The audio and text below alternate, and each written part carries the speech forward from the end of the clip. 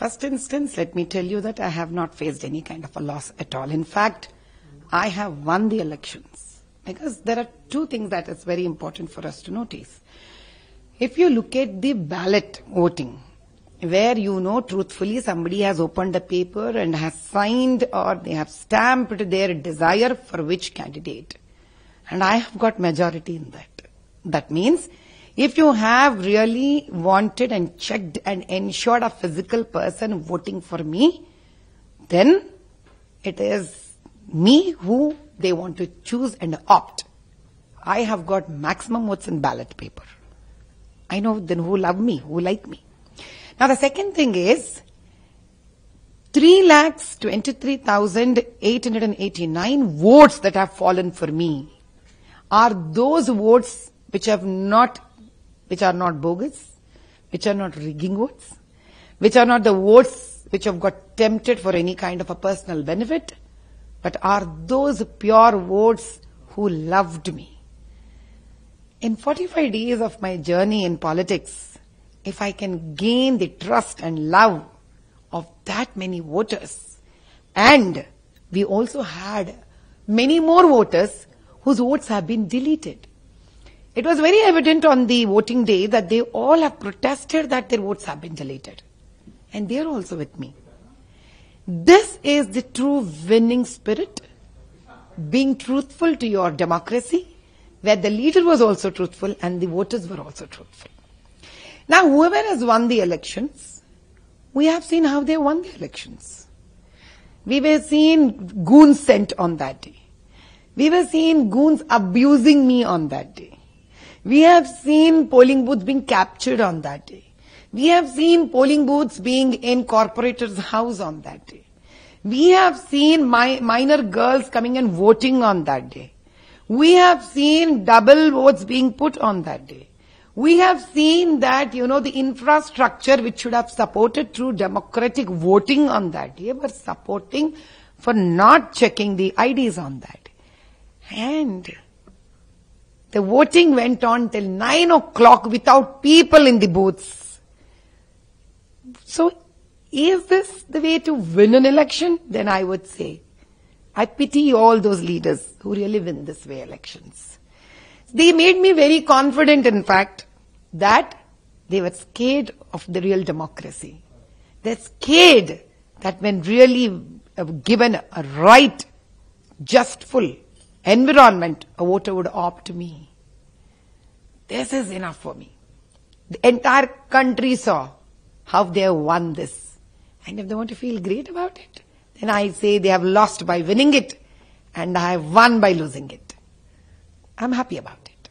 Ma'am, yesterday Asaduddin Owaisi, had stated that despite BJP's very polarized campaigning, he could win a seat back in the Hyderabad Parliament, and there were a lot of celebrations also at the AIM headquarters for the first time. पहले बार ऐसा हुआ है जहाँ AIM ने बहुत सारे celebrations कराए. कल दोपहर से रात तक बहुत celebrations करे AIM. See, one thing surprises me, that he is talking about polarization. Then he should also know that I have participated in Hazrat Ali on the day of Ramzan in the Julus. But he never spoke about that. He never commented me on that. And none of my Hindu brothers and sisters, the fraternity didn't say that why did I go. In fact, they felt very nice. All the Hindu community appreciated me. That I am somebody who never spoken or participated in any religious activity to take an advantage, and they have always appreciated me that for the first time they're finding a leader in their, for an MP candidate in their sensitive constituency where I would want to take both Hindus and Muslims along with me and go forward. But surprising thing is, even before that, when I was not given a political ticket and when I was not into typical politics, I also participated in Muharram. Then also they didn't have an issue, Muslims. And neither the MIM leaders didn't comment me on that day also. But they commented me on a Tir and Dhanush, which never existed. And they said that I tried to polarize. If I tried to polarize, why would I participate in Muslim events? If I would want to polarize, yes, I polarized voters. I polarized democracy. I didn't polarize a religion. And the result of it is that they're so scared that they're going to lose their elections this time. I would only ask one thing. So-called he talks himself as a great Muslim.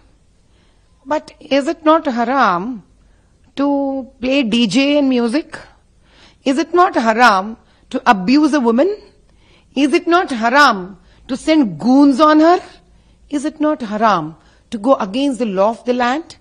Is it not haram to bring hatred speeches? Is it not haram to say that I am going to give us 15 minutes, we all are going to come and show who we are and going to finish it off? Is it not all haram in Islam? Then which Muslim are they? What are they trying to propagate to entire Muslim community? That they will do haram things and they still would want to call them as great Musliman. They need to know the entire religion propagates peace. Entire religion talks about following the law of the land. And entire religions only talk respecting a woman. This boycotting all these things and trying to play their DJs and all. I only pity on their winning, that they were so shit scared with the truth, with a woman, with a fighter, with a tigress. I really pity for them. Ma'am, BJP has always given a slogan of "400 Par" during these elections. However, it had to limit itself to 240 and along with the alliance around 290. So do you think that this is a setback for the BJP party in the country? And also, ma'am, Chandrababu Naidu and Nitish Kumar is being labeled as the kingmakers who will decide, whether it is the NDA or the India alliance that will come to power. So what are your, how do you see this both? See, there are 3 sections in the entire question. So let me first say that 400 Par, neither on that day nor this day, is impossible. But we all have to understand that the nature of a human being is a combination of various backgrounds. Like if you are educated, if you are not educated, if you are fearless, if you live it in a timid life. Few people have grown economically secured to a level and few people are economically backward. Few people are beaten up by the history. So what happens is that when a 400 Par was stated into the community, into the society, into the country, each and every person understands in their own way. They all could understand the intention of this is only to take the country forward. But the BJP as a party only knew how to fight straightforward war. BJP as a party only knew how to do a straightforward elections. Just like I would also have given the example in a couple of other channels also, that Pandavas of Mahabharata only know how to do a yuddha straightforward. But Kaurav knew how to do the same war the other way also. They know how to hit from back. But in this all deal, Pandav did win the Kurukshetra war field, but they have lost their own kith and kin. They have lost Panch Pandavas who are their own children. They have lost Abhimanyu, a big warrior. They have lost Ghatotkacha, a great warrior. So, even Itihas and history tells us that between the war of truth and injustice, their truth and justice has to definitely shell down and sacrifice some amount of their own kith and kin. And we have to sacrifice our own beloved voters because of the wrong allegations, wrong misinterpretations, a wrong communication that has been passed into those simple, poor, uneducated, insecure people of this country. But I'm sure still the truth wins, justice wins, and it prevails. That's the reason BJP has come back to power. Now, you may have question on Chandrababu Naidu ji and Nitish ji. Now the question here arises is, these are also the leaders who are hit by these kind of allegations. For example, Chandrababu Naidu ji. Once upon a time, we all belonged to United Andhra Pradesh. He has tremendously worked for the development of Andhra Pradesh, where Telangana has taken a larger chunk of development. Today, whatever you are seeing, it is because on the foundations laid by Chandrababu Naidu ji as a former chief minister. He's a pretty decent man, an educated man, a focused person, a perfect administrator. He exactly knows what he's doing. He exactly knows that his working together with Modi ji or Bajpa party would be in the best interest of the nation. Now, who is a kingmaker? Who is not a kingmaker?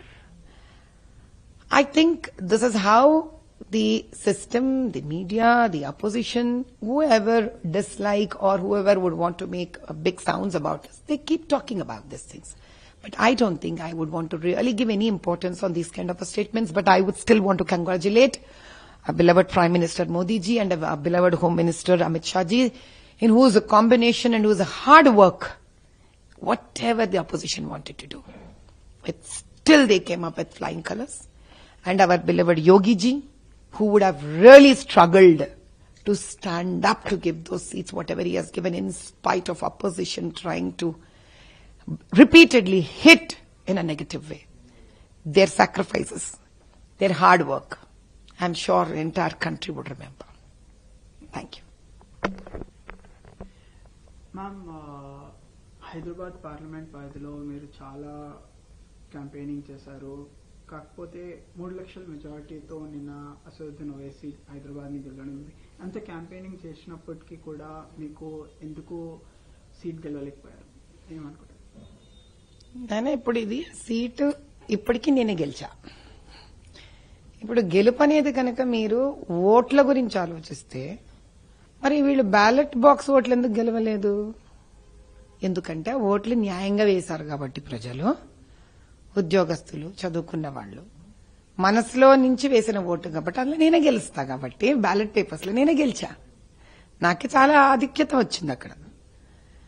మరి వీళ్ళు ఓట్లు delete అయిపోయి, బతుకున్న వాళ్ళు చచ్చిపోయి, బూతులు కబ్జా చేసి, ఆడవాళ్ల మీద అనుమానా బూతులు తిట్టించి, రోడ్ల మీద గుండాలను పంపించి, 144 సెక్షన్ పాటించకుండా బెదిరించి, ఇవన్నీ చేసి గెలిచిన గెలుపు ఒక గెలుపా నాయన? అది నేను గెలిచా, వాళ్ళు గెలిచి ఓడిపోయారు. అంటే నేను చేసినంత కష్టానికి, నేను పరిగెత్తుడికి, నేను చేసిన క్యాంపెయినింగ్ కి, ప్రజలు నా మీద చూపించిన ప్రేమకు ఏం చెయ్యాలో తెలియక, భయపడి, తోచక ఇక్కడున్న వాళ్లతో ఆ చేతులు కలిపి ఎంబీటీని కూడా కలుపుకొని, అమ్మో ఎంత భయపడిపోయినారంటే అది ఆలోచించండి మీరు. అంటే నా మీద గెలవాలి అని అంటే అంత మోసం చేసి, అంత నన్ను బెదిరిస్తే తప్ప గెలవలేము అనే మానసిక స్థితికి వచ్చారు కదా వాళ్ళు ఓడిపోయారయ్యా. ఈ గెలుపు ఏం గెలుపు? చీటింగ్ కొట్టుకుని గోల్డ్ మెడల్ వచ్చిందని చెప్పుకున్నట్టుంది ఇదంతా. పోనీ పెట్టుకుని వాళ్ళనే గెలుపు, నాకేం తేడా కూడా పడుతుంది. మేడం, బీజేపీ 400 పార్ అనే నినాదంతో ఈ ఎలక్షన్లని అప్రోచ్ అయింది. అండ్ కాకపోతే ఎన్డీఏ కూటమి కూడా 300 సీట్లు కూడా గెలవలేకపోయారు. సో ఇప్పుడు చంద్రబాబు నాయుడు గారైనా, లేదంటే బీహార్లో నితీష్ కుమార్ గారి నిర్ణయాన్ని మీదనే గవర్నమెంట్ ఎవరు ఫామ్ చేస్తారు అనే ఒక పరిస్థితికి వచ్చినప్పటికీ మోదీ గారు 3వ ప్రధానమంత్రి అవుతారని నేను అనుకుంటున్నాను. ఖచ్చితంగా 3వ ప్రధానమంత్రి అవుతారు.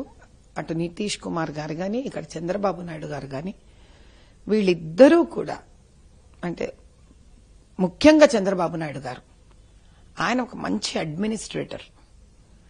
ఆయన కూడా ఇలాంటి సమస్యలకు ఎదురయ్యే 2 సార్లు ఆయన తెలుగుదేశం పార్టీ ఓడిపోవడం జరిగింది. ఎందుకు ఓడిపోవడం జరిగింది? ఆయన మరి అంత అద్భుతమైన అడ్మినిస్ట్రేటర్ కదా. అంటే ఆయనకు కూడా ఎదురు నిలబడి స్ట్రైట్ ఫార్వర్డ్ యుద్ధం చేయడం తెలుసు ఆయనకి.